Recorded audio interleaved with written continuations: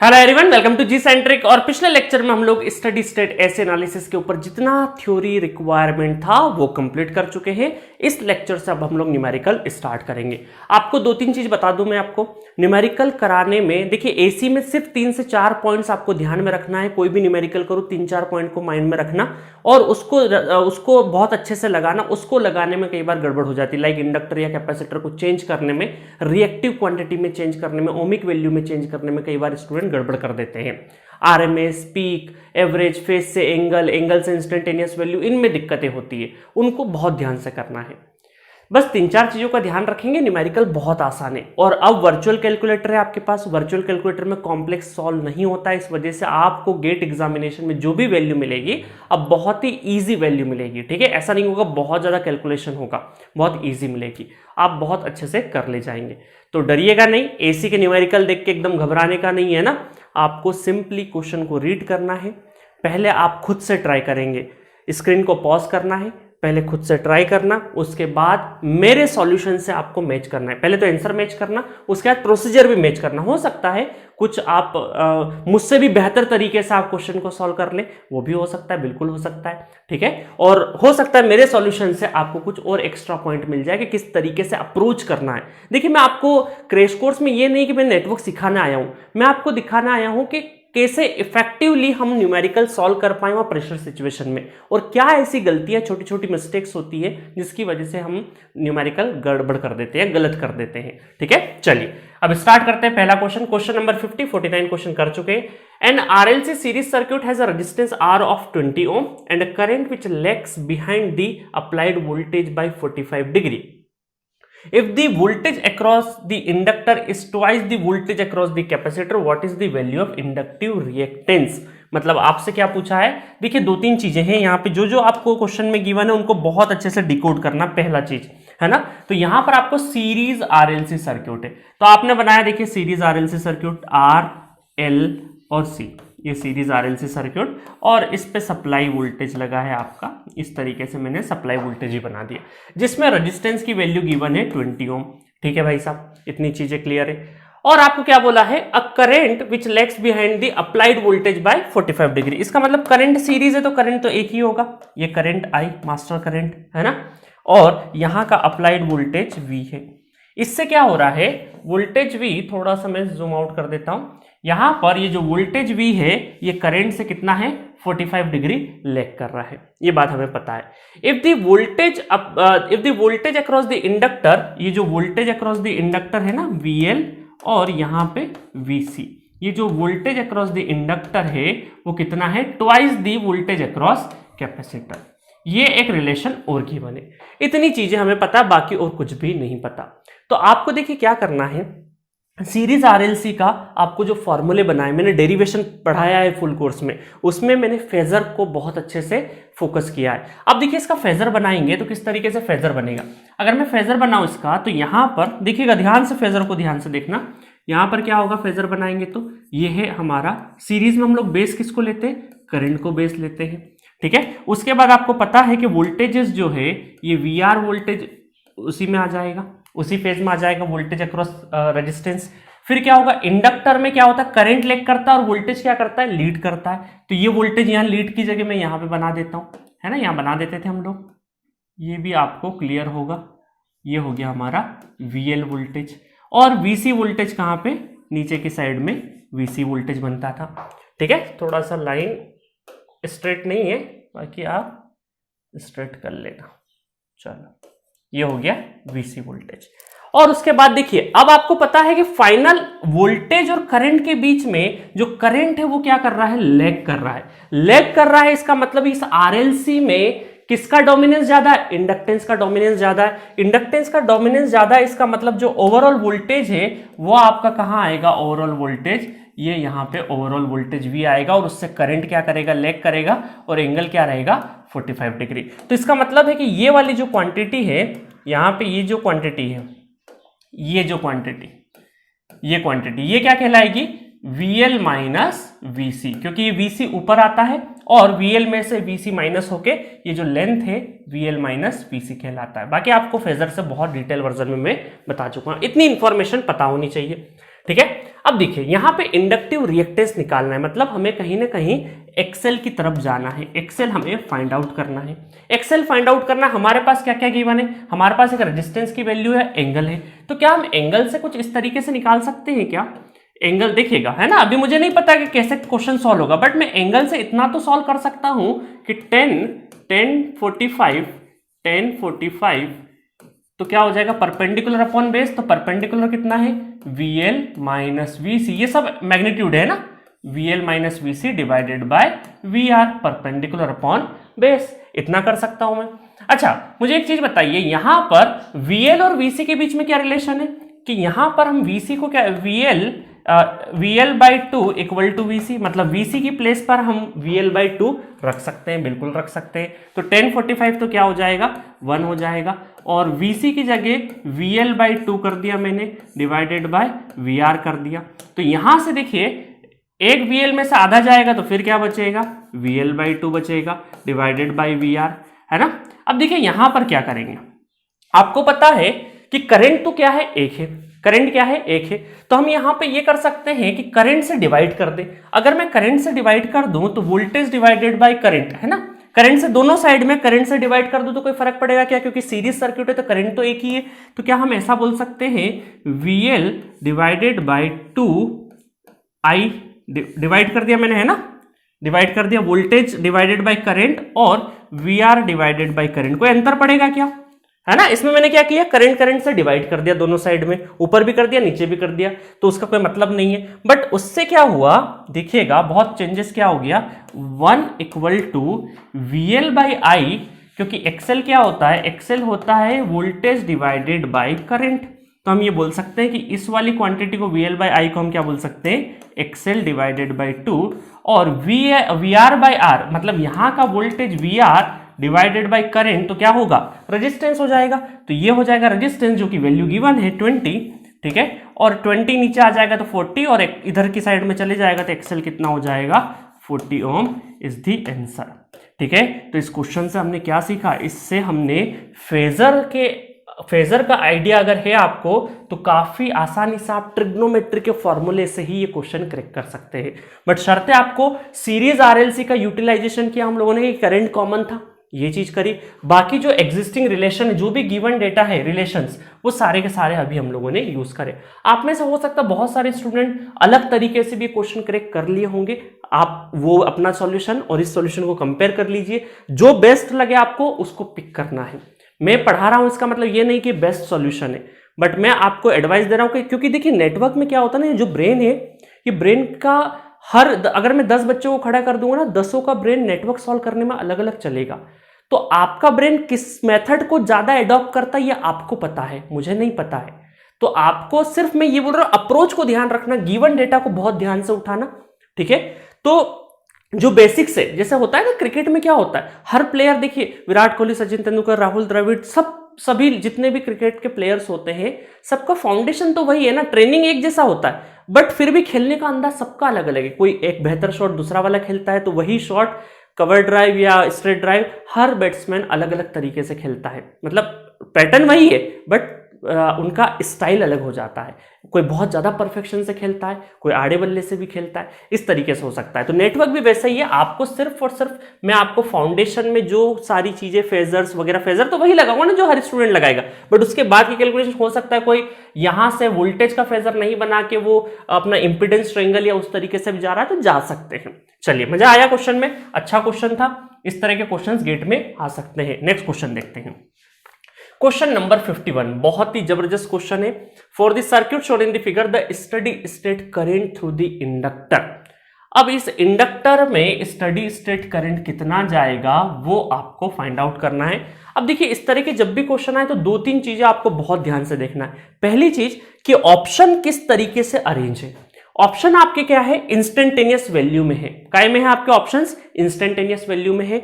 Instantaneous value का मतलब क्या होता है, देखिए मैं आपको एक चीज बताता हूं। इंस्टेंटेनियस का मतलब होता है, अगर ये करंट की बात करें तो ये करंट का I of T equal to I M, और जो भी है कॉस साइन जो भी रहेगा मुझे नहीं पता, है ना, कॉस साइन कुछ भी हो सकता है, कॉस और साइन कुछ भी हो सकता है, ठीक है, ओमेगा टी और फला फला एंगल कोई सा, फला फला एंगल, इस तरीके से अरेंज है ना, कॉस या साइन कुछ भी हो सकता है, ओमेगा टी समथिंग 5। तो ये क्या है आपका इंस्टेंटेनियस, ऑप्शन का में आपके इंस्टेंटेनियस के ऑप्शन में। इसका मतलब एक फाइनल रिजल्ट कैसे भी करोगे आप, आरएमएस और एमएस कुछ भी कन्वर्ट करोगे, बट फाइनल रिजल्ट आपको इसमें लाना है।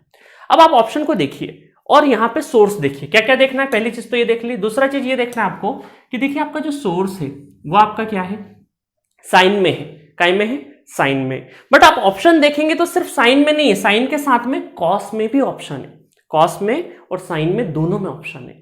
तो अब आपको क्या करना है, रेफरेंस हमेशा कॉस को रखना है ना। इस तरह की सिचुएशन आई कि साइन है, एक ही सोर्स है, तो आप बोले थे कि सर आपने तो बताया था कि साइन के साथ में कुछ भी नहीं तो एंगल 0 ले सकते हैं, बट आपके ऑप्शंस जो है साइन कॉस सब में है। तो हम लोग रेफरेंस कॉस को इसलिए लेते हैं क्योंकि हमारा कॉस में रेफरेंस लेने से क्या होता है कि डायरेक्ट जब कन्वर्ट करने की बारी आएगी तो हम डायरेक्टली कॉस वाला जो एंगल कॉस लिख के और उसका डायरेक्ट एंगल हम लोग लिख सकते हैं, ठीक है। तो ये फायदा रहता है। तो अभी ओवर द टाइम आपको सारी चीजें पता चलती जाएगी।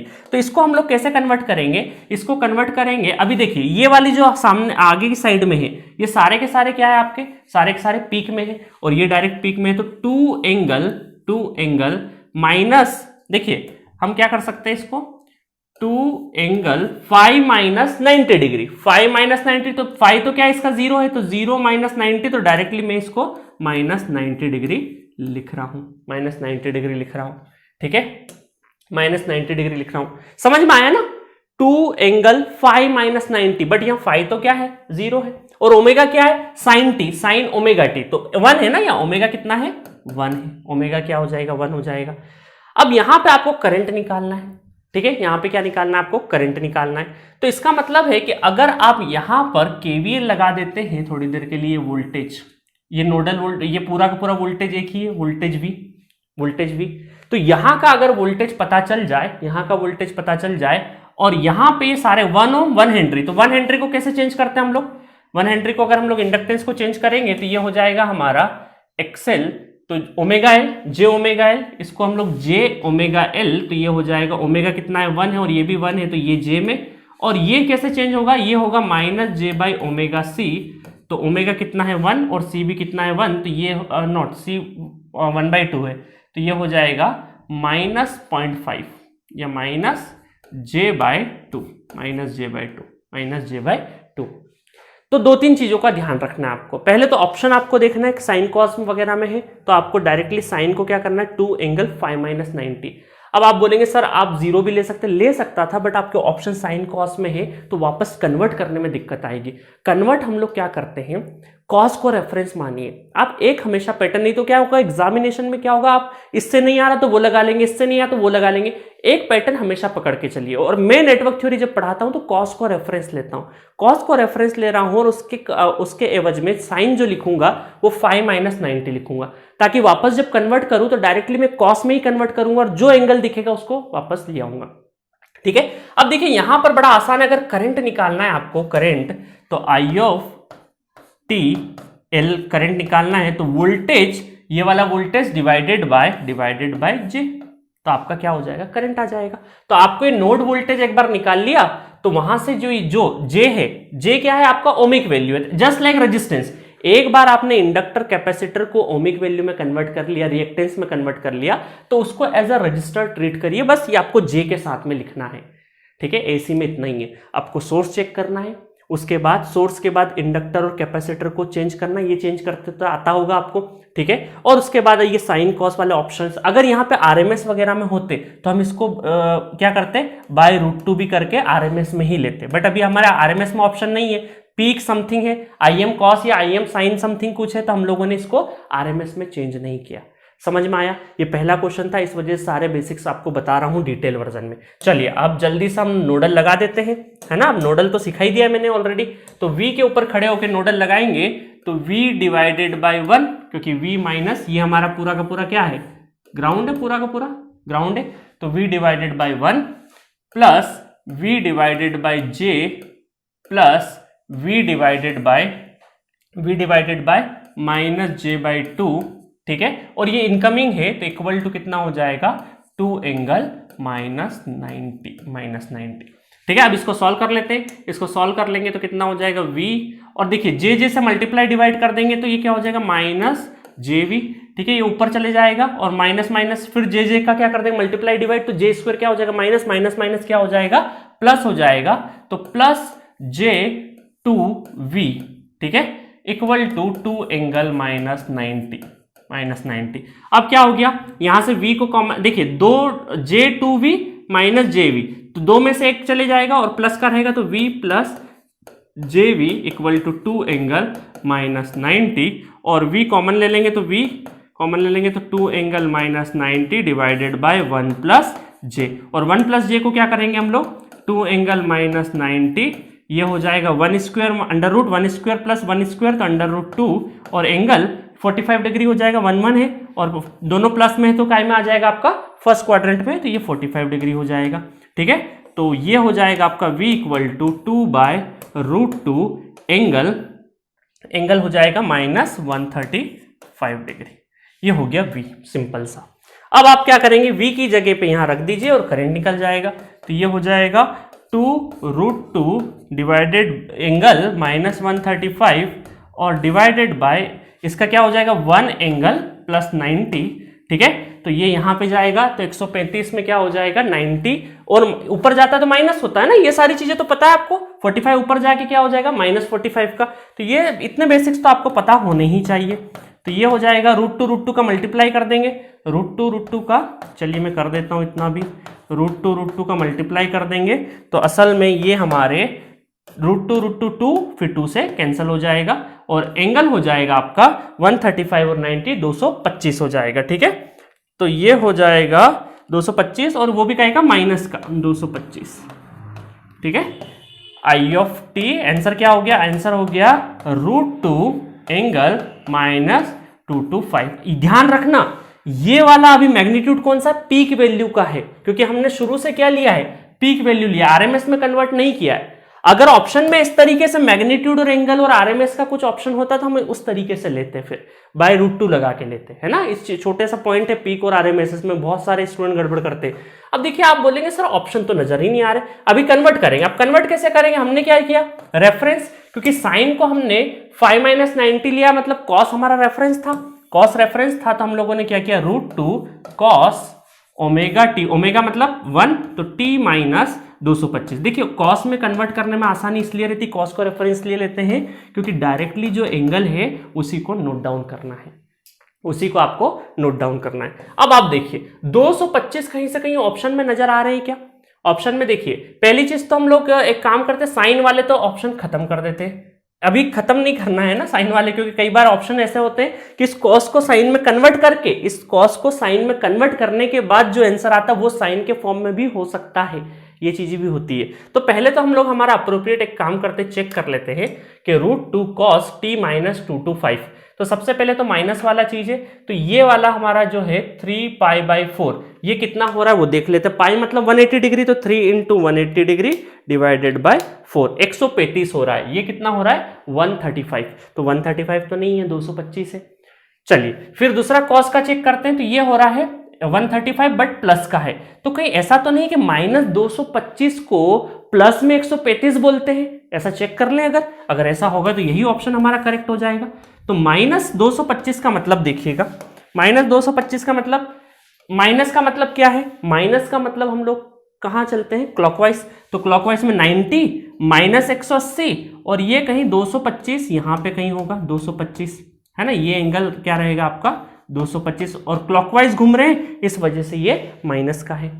तो एंटी क्लॉकवाइज में अगर देखें कि एंटी क्लॉकवाइज में कितना बन रहा है, एंटी क्लॉकवाइज में ये देख लेते हैं, तो 360 में से टोटल ओवरऑल कितना होगा 360, तो 360 माइनस 225, तो ये तो 135 ही बन रहा है, ये हो गया आपका 135। और कैसे घूमे एंटी क्लॉकवाइज, मतलब कि प्लस में, तो इसका मतलब है इसको अगर हम लोग देखें और करके रूट 2 कॉस टी प्लस 135 भी लिख सकते हैं, माइनस 225 को 135 भी लिख सकते हैं, मतलब 3 π/4 जो है वो 135 ही है, क्योंकि पाई को 180 रखना है, 3 × 180 डिवाइडेड बाई 4, तो आपका 135। तो D is the correct answer for this question. आपको ज्यादातर केसेस में जो आपका आंसर निकल के आएगा वो कई बार दिखेगा नहीं, तो गलत, ऐसा मत सोचना कि आपने गलत कर दिया, आप ऑप्शंस को बहुत अच्छे से चेक करना है। अब देखिए इसका अगर नॉलेज नहीं है आपको इन क्वाड्रेंट का क्लॉकवाइज एंटी क्लॉकवाइज, तो बहुत दिक्कत आ सकती है। इसी वजह से मैंने बेसिक्स में ये वाली चीजें कवर करी है। मजा आया इस क्वेश्चन में? इस क्वेश्चन में बहुत कुछ जानने को मिला आपको, छोटी छोटी चीजें। मैं आपको बता देता हूं क्या क्या आपकी लर्निंग्स रही इस क्वेश्चन से। सबसे पहले आपको सोर्स को पहचानना है और ऑप्शन को। तो मैं तो बोलता हूं आपको कि 0 डिग्री के फेयर में मत पढ़ना। साइन में वो साइन के साथ में एंगल 0 लेके बहुत सारे स्टूडेंट उसमें ध्यान रखना पड़ता है। गलत नहीं बोल रहा हूं, कर सकते उससे भी, बट उससे आपको ध्यान रखना है फिर ऑप्शन पिक करते टाइम पर, ठीक है, उसको वापस कन्वर्ट करते टाइम पे ध्यान रखना है। बट मैं आपको बोलूंगा कॉस, बाकी सब चीजें भूल जाइए, कॉस को रेफरेंस रखिए, है ना। कॉस आई तो 0 के साथ में जैसे मैंने सिखाया आपको, और साइन आई तो 5 - 90 वाला लगाना है, ताकि कन्वर्ट करने में डायरेक्टली आंख बंद करके कॉस लिखने का और जो एंगल आए वो लिखने का है। अच्छा, अब आप बोलेंगे सर अगर मैं यहां पे पीक नहीं लेता और डिवाइडेड बाय √2 लेता, है ना, डिवाइडेड बाय √2 लेता, तो आप पूरा सॉल्व करते तो यहां पर वापस जब ये कन्वर्ट करते हैं ना, तो वापस √2 का मल्टीप्लाई करते हैं। इधर डिवाइड किया था तो वापस इंस्टेंटेनियस में कन्वर्ट करने के लिए √2 का मल्टीप्लाई करना था। अभी के लिए मैं हटा देता हूं, इसकी अभी रिक्वायरमेंट नहीं है, ठीक है। तो इस तरीके से आपको करना है इंस्टेंटेनियस में। पहले सोर्स देखना है, कन्वर्ट कर लिया आपने मैग्नीट्यूड और एंगल, और मैग्नीट्यूड पीक है या आरएमएस है, ये आपके रिक्वायरमेंट के हिसाब से हो जाएगा, ठीक है। रेफरेंस का चीज था वो सब बता दिया। उसके बाद इंडक्टर कैपेसिटर को आपको क्या करना है, जे के फॉर्मेट में, जे मतलब कि ओमिक वैल्यू रिएक्टेंस के फॉर्म में, और उसके बाद नोडल, केवीएल, केसीएल, यही सब हमारे हथियार यूज होते हैं। बस आपका नोडल में ध्यान रखना, रियल और इमेजिनरी अलग अलग करना है, बस इतनी सी बात है। अब स्टूडेंट क्या होता है, रियल इमेजिनरी के फेयर में कंफ्यूज होते हैं, क्या होता है, बहुत डरते हैं, बट डरना नहीं है, लिखना स्टार्ट करिए, आसान लगेगा। चलिए नेक्स्ट क्वेश्चन की तरफ बढ़ते हैं। Question number 52, in the circuit shown in the figure the current IC of T is, अब कहां IC ऑफ T, यहां पर गिवन है। अब आपको देखिए यहां पर क्या क्या दे रखा है, यहां पर 10 एंगल 15 डिग्री दे रखा है, ओमेगा दे रखा है 1 रेडियन पर सेकेंड। अब डायरेक्टली आपको, अब बहुत सारे स्टूडेंट कंफ्यूज हो जाते हैं कि सर यहां पे ये जो 10 है, ये जो 10 दे रखा है, ये पीक वैल्यू है या आरएमएस वैल्यू, हमें कैसे पता चलेगी।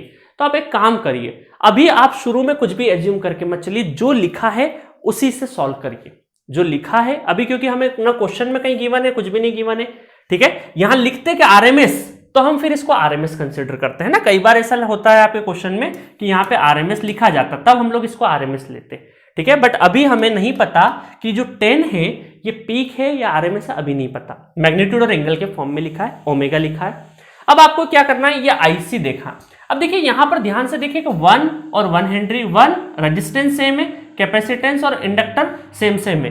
तो अब कहीं ऐसा तो नहीं कि जब इनको कन्वर्ट करेंगे तो इनका ओमिक वैल्यू भी सेम आ जाए, वो देख लेते हैं पहले। तो ओमेगा कितना है, 1 है, तो इसको कन्वर्ट करेंगे तो -j, इसका एक्सएल क्या होगा, j ओमेगा एल, ओमेगा 1 है, ये भी 1 है, तो ये हो जाएगा j में, और -j/ओमेगा सी, तो ये दोनों c भी 1 है और ये भी 1 है, तो ये क्या हो जाएगा, -j हो जाएगा, -j हो जाएगा।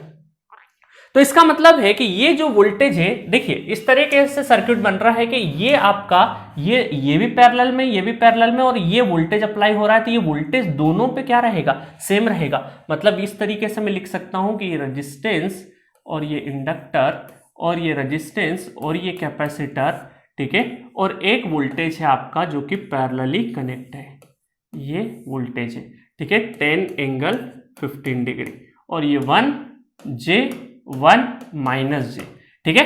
तो इसका मतलब है कि वोल्टेज आपका क्या है, सेम है, वोल्टेज आपका क्या है, सेम है। मतलब यहां पर भी यही वोल्टेज लगेगा और यहां पर भी यही वोल्टेज लगेगा। आपको निकालना है करंट, यहां पे निकालना है करंट IC ऑफ T, है ना, नॉट इसमें, यहां पे नहीं निकालना है आपको, यहां पे निकालना है IC ऑफ T, कैपेसिटर वाली ब्रांच में करंट निकालना है। तो वोल्टेज आपको पूरा पता है, इंपीडेंस 1 - j इंपीडेंस है, तो करंट निकल जाएगा। बहुत ही आसान क्वेश्चन हो गया ये तो, है ना। तो यहां पर हमें क्या करना है, IC of T equal to voltage कितना है, 10 angle 15 degree divided by 1 - j। अब देखिएगा 10 एंगल 15 अपॉन, इसको क्या करेंगे, अंडर रूट 1² + 1² तो √2 हो जाएगा, और ये 4th क्वाड्रेंट है, इस वजह से क्या हो जाएगा, -45। ये चीज तो आपको पता चली गई होगी। तो IC ऑफ T कितना आया, IC ऑफ T आया आपका 10/√2 इंटू, ये 45 ऊपर जाएगा पॉजिटिव, 15 और 45 कितना हो गया, 60 डिग्री हो गया। अब इसको चेंज करेंगे, इसको चेंज करेंगे IC ऑफ टी में, क्योंकि 10√2 कॉस ओमेगा, ओमेगा कितना है आपका 1 है, तो T plus 60 degree, plus 60 degree है ना। कॉस में था, डायरेक्ट हम लोगों ने निकाल दिया। अब क्या ऑप्शन नजर आ रहे हैं हमें, ऑप्शन देख लेते हैं। तो 5 में ऑप्शन है, तो 5 में तो इसको चेंज कर लेते हैं थोड़ी देर के लिए। √2, तो √2 का मल्टीप्लाई डिवाइड कर देते हैं, तो √2 का क्या कर दिया अभी, multiply divide, cos T plus 60 degree, तो ये कितना हो गया, ये 2 से 2 5, तो 5√2 कॉस टी प्लस 60 डिग्री। अब देखिए, अब हमें क्या हुआ, यहां पे ये पता चला, ठीक है, तो डायरेक्टली हमारा क्या हो गया, instant 5√2 cos T plus 60 degree. कहीं नजर आ रहा है क्या, बिल्कुल नजर आ रहा है, तो D is the correct option for this question. तो अब आपने देखा कि यहां पर आंसर आ गया डायरेक्टली। अब सपोज करिए आंसर नहीं आता, ठीक है, आंसर वैसे तो आ ही जाता, क्योंकि यहां पर हम लोगों ने देखिए कोई भी मल्टीप्लाई नहीं किया है, हम लोगों ने ये एज्यूम किया है कि इसका मतलब है कि ये जो 10 था डायरेक्टली आपको पीक वैल्यू में गिवन था, ये जो मैग्नीट्यूड था डायरेक्टली पीक में गिवन था, क्योंकि हमें अगर ये आरएमएस में होता तो हमें √2 का एडिशनल और एक बार मल्टीप्लाई करना पड़ता, ठीक है, आरएमएस में होता तो √2 का एक बार और मल्टीप्लाई करना पड़ता। अभी करने की जरूरत नहीं पड़ी, क्योंकि ऑप्शन हमारा डायरेक्टली पीक हो गया, है ना। अगर होता कि ऐसा कि ये ऑप्शन अवेलेबल ही नहीं होता, एक दूसरा ऑप्शन कुछ हमें 10 कॉस समथिंग कुछ नजर आता, तो फिर इसका मतलब था कि आरएमएस वैल्यू, बट गेट में आपको क्लियरली लिखा रहेगा कि पीक है या आरएमएस है। डायरेक्टली अगर आरएमएस होगा तो लिखा जाएगा, और कुछ भी नहीं लिखे तो आप नॉर्मली आप सॉल्व करते रहना, उसको पीक मान के ही। आपको अगर ऑप्शन मैच कर जाए तो ठीक है, और नहीं करे तो फिर उसको आरएमएस कंसिडर करके चलना है। मजा आया? चलिए नेक्स्ट क्वेश्चन देखते हैं, question number 53। In this circuit shown, E1 of t equal to √3 cos omega t plus 30 and E2. E1 और E2 कहाँ नजर आ रहे हैं, ये E1 है और ये E2 है, दोनों वोल्टेजेस है, ठीक है, दोनों की फ्रीक्वेंसी सेम है। The voltage across the grounded 1 ohm resistor, दोनों की फ्रीक्वेंसी सेम, ये क्यों देखा मैंने, क्योंकि अगर अलग होती तो आपका सुपरपोजिशन थ्योरम लगता है ना, जो थ्योरम अभी जब आगे पढ़ाऊंगा तब आपको समझाऊंगा सारी चीजें। The voltage across the grounded 1 ओम, अब ये जो 1 ओम है इसके अक्रॉस आपको वोल्टेज निकालना है। अब देखिए 1 ओम के अक्रॉस अगर वोल्टेज निकालना है, इसका मतलब है कि आपको अगर ये वोल्टेज पता चल जाए, ये वोल्टेज, तो वही वोल्टेज इसके अक्रॉस रहेगा, है ना, वही वोल्टेज आपको इस क्योंकि ये आपका 0 वोल्ट है, तो इस 1 ओम के अक्रॉस ही वही आपका वोल्टेज रहेगा, ठीक है, ग्राउंडेड, ये ग्राउंडेड 1 ओम है ना। चलिए अब जल्दी से आपके पास वोल्टेज है, ये सारे वोल्टेजेस है, तो अब हम लोग क्या कर सकते हैं, और ऑप्शन का में इंस्टेंटेनियस में ऑप्शन है। तो देखिए यहां पर E1 जो है √3 कॉस, तो हम ये कर सकते हैं कि √3 और एंगल 30 डिग्री कर देते हैं, है ना, पीक में ही रहने देते हैं। मैग्नीट्यूड क्या है, आरएमएस में कन्वर्ट नहीं करते, पीक में कर देते हैं। और इधर क्या करेंगे हम लोग, इधर करेंगे √3 साइन, है ना, साइन दे रखा है, तो साइन है तो इसका मतलब ये है आपका 5 - 90 मतलब 60 - 90, तो ये हो जाएगा आपका 30 -30। समझ में आया?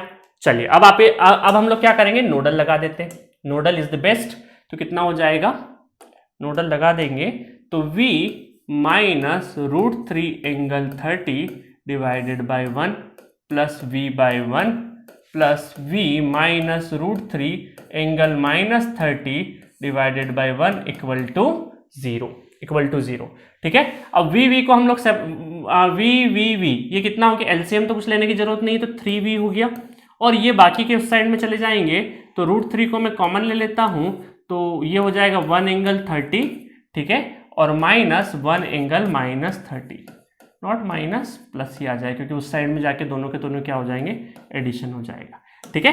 तो ये हो जाएगा 3V इक्वल टू √3, और अब इसमें चेंजेस कर देते हैं। इसमें कैसे चेंज कर देंगे, यहाँ पे 1 cos 1 का मल्टीप्लाई, तो cos 30 प्लस j sin 30, ठीक है, और ये हो जाएगा आपका cos 30 माइनस j sin 30, ठीक है। तो इसका मतलब है आपका कि ये वाली टर्म तो कैंसिल हो गई, सिर्फ cos 30 बचा है, तो इसका मतलब 3V इक्वल टू √3 और 2 cos 30, 1 cos 30, 2 cos 30, 2 cos 30, तो 2 cos 30 कितना हो जाए, cos 30 √3/2, 2 से 2 कैंसिल, √3 क्या हो गया 3, तो ये कितना हो गया 1 वोल्ट, ये क्या हो गया 1 वोल्ट।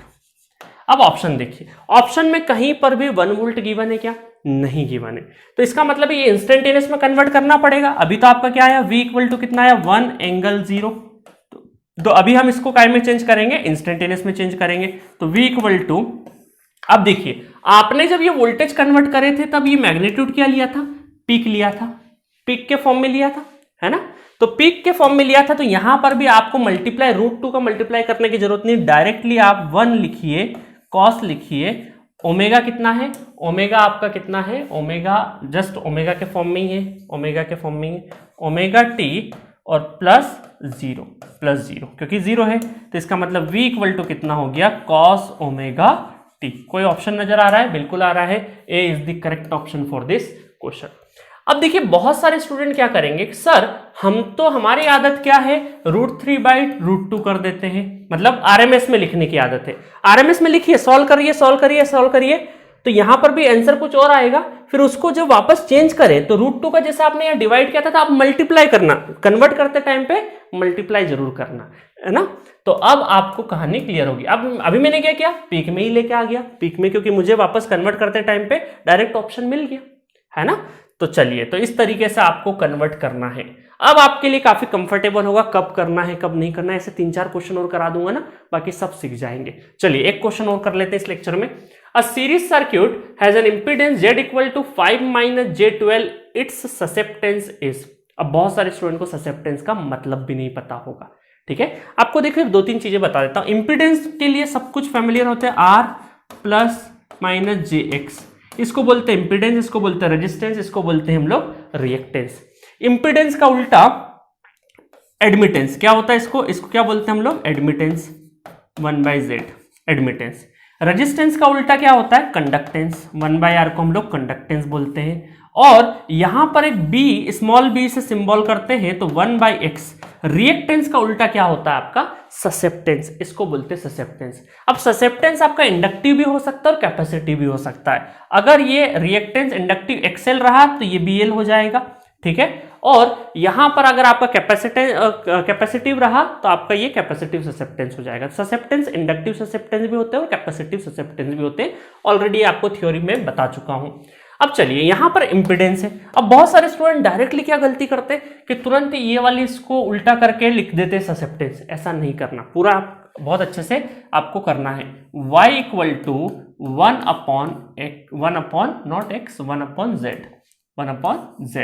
तो 1/z कितना हो जाएगा, 5 - j12, ठीक है। अब इसको कन्वर्ट करेंगे, अब इसको रेशनलाइज कर देते हैं। रेशनलाइज का मतलब क्या है, 5 + j12 का मल्टीप्लाई और 5 + j12 का डिवाइड। रेशनलाइजेशन ये हम लोगों ने 6th स्टैंडर्ड में सीखा है, अब तो शायद और जल्दी सीख गए होंगे।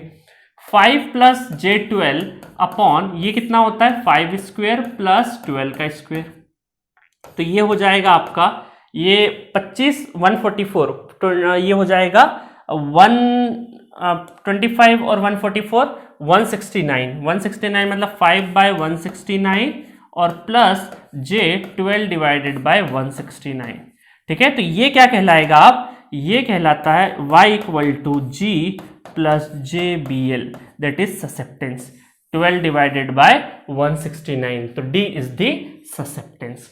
समझ में आया, ठीक है। ये आपको पैरेलल सर्किट्स और सीरीज RLC, पैरेलल RLC मैंने पढ़ाए हैं, तो वहां पे सारी चीज डिटेल वर्जन में बता दी है। तो एट दिस नोट हम कितने 54 क्वेश्चन कर चुके हैं, अभी क्वेश्चन खत्म नहीं हुए। मजा आया। आज हमने इस लेक्चर में क्या क्या जाना, हमने देखा कि किस तरीके से हमें इंडक्टर कैपेसिटर को लेना है, सोर्सेस को किस तरीके से डील करना है, कन्वर्ट, RMS, एवरेज, इसमें क्या कंफ्यूजन होता है, वो सारी चीजें सीखी। देखिए मेरा नेटवर्क आपको जीरो से सिखाना नहीं मकसद, मुझे जहां पर आपकी मिस्टेक्स होती है वहां पे हाईलाइट करना जरूरी, ताकि आपकी गड़बड़ ना हो। वो सारे पॉइंट्स मैं हाईलाइट करके चल रहा हूं, ठीक है। खासकर ये एवरेज, RMS, वो जो मैग्नीट्यूड होता है, मैग्नीट्यूड एंगल, उसमें पीक और RMS में काफी स्टूडेंट कंफ्यूज होते हैं, उसको कन्वर्ट करते टाइम पे काफी स्टूडेंट कंफ्यूज होते हैं। अभी तो और भी सीखेंगे, और भी क्वेश्चंस आएंगे, मिक्सिंग वाले क्वेश्चंस भी आएंगे, वहां पर और अच्छे से सीखेंगे।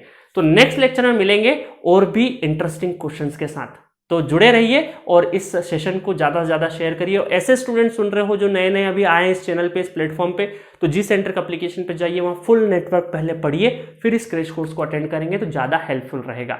Okay, thank you.